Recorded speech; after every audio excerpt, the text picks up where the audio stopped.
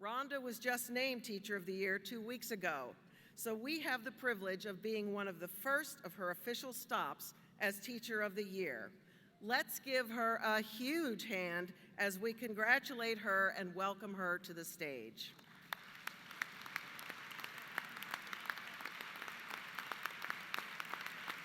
Welcome. Thank you. The podium is yours. Thank you.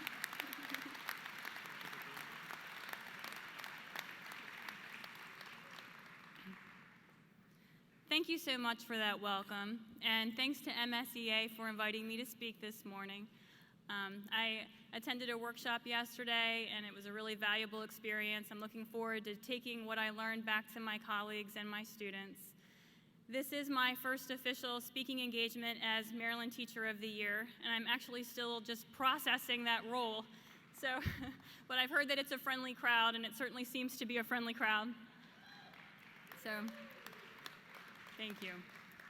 I thought I would share a bit about myself this morning, just to introduce myself since this is my first speaking engagement, talk a bit about the kind of student that I was, and how that influences the kind of teacher I am today. By the time I was in high school, I was pretty lost. I won't say that I was struggling because the word struggle implies effort, and there really wasn't any effort on my part. I was that girl who came into your class and sort of daydreamed and slept the time away, and then scrambled to copy someone else's work so that I could squeak by. If someone had asked me, why aren't you focusing, why aren't you completing your work, I probably would have said that I was bored, that my classes were boring. And a recent article in Education Week discusses the connection between boredom and stress. Oftentimes, students who appear bored in our classes are actually feeling really stressed over things going on outside of school, and that inhibits their ability to focus. I believe that my boredom was really just a manifestation of that anxiety and fear that I was feeling over things going on outside of school. And it was the intervention and encouragement of my teachers that helped me to let go of that long enough to focus on what I could improve in my life, and that was my performance in school. One such teacher was also my cheerleading coach, and she became my mentor. And under her mentorship, my skills and confidence gradually improved, so that by the time I was a senior in high school, I made honor roll for the first time. As a teacher today, I understand that many of my students are grappling with some pretty grown-up problems. As we race to the top, it's critical that we remember to slow down and get to know these students. We're asking them to slow down, to be more precise and thorough as they delve into complex texts and problems. We too must slow down and be more precise and thorough in our approach to them. We need to get to know them, and we need to recognize the complexity of their minds and their lives. Last year, I had a student who was bored. Well, I have students who are bored all the time. But last year, the student I'm talking about, he was particularly bored. He had failed the 9th grade, and he was taking English 10 in an attempt to recover some credits. And he passed the first marking period of my class. But by the time he was into the second marking period, because of some long-term suspensions, he failed. And so it came down to the final. He needed to pass the final to pass the class. On the day of the final, he was suspended. So he had to come in during the second semester, this was first semester, to take that final, and he did so in guidance. And when I went down to guidance to grade his final, I saw that while he had completed the selected response and the short answer questions with pretty impressive accuracy, he blew off the essays. And because he didn't write the essays, he failed the final, and therefore the class. Now, there are two ways to handle this kind of situation as teachers.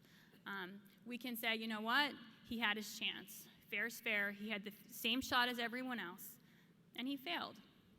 And then the other way to handle this is to say, you know, he probably didn't know how much the essays were worth. I wasn't there to administer the final to him. Obviously, he had some skills because he did well on the parts of the exam that he completed. And most importantly, this is a student who's at risk. This is a student who maybe this will be the setback that pushes him out of school for good. I read a study recently that compared the advocacy skills of middle-class kids versus working-class kids. And what they found is that middle-class parents tend to teach their children to be advocates, to go to teachers and ask for extra help, to ask questions, whereas working-class parents tend to teach their children to be self-sufficient and to avoid trouble.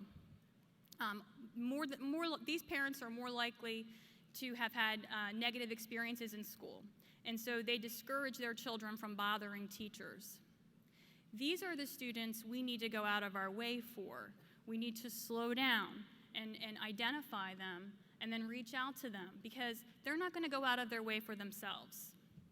So I had to slow down for this student, and I had to go to guidance, even though we're all very busy. I had to go to guidance and get a copy of his schedule and find out where he was during the school day. I had to go to one of his new second semester classes and pull him out, explain to him what happened, offer him another chance. I had to set up a time for him to come in during the school day, make those arrangements with both his teacher and guidance for him to have another chance to take this final. And he wrote the essay. He wrote about his life before coming to Rising Sun High School. He wrote about how he and his dad were homeless, living in their car and sometimes staying in motels. He wrote about how his father reluctantly sent him to live with his mom because he couldn't care for his son the way that he wanted and needed to.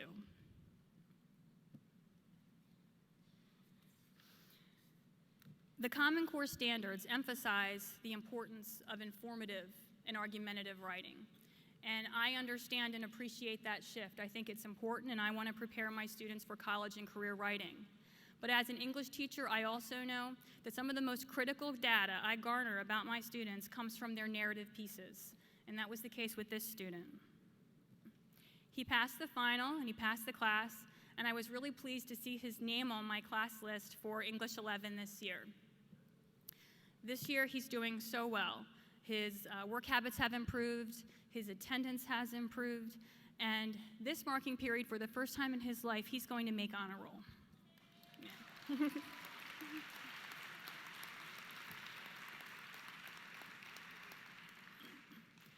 As counties pilot the new teacher evaluation models, there is much discussion about the definition and characteristics of highly effective teachers. I think that the best description of a highly effective teacher can be found in the lines of a poem by Rainer Maria Rilke. The poem is called The Grown-Up, and these are the lines. As she endured it all, bore up under the swiftest flight, the fleeting, the far gone, the inconceivably vast, the still to learn, serenely as a woman carrying water moves with the full jug. To balance a full jug, we must proceed thoughtfully and methodically. My message and my goal for this school year is to race to the top one day at a time, evaluating and improving my practice, but slowing down and making sure that I'm never too busy for the students who need me the most. Thank you.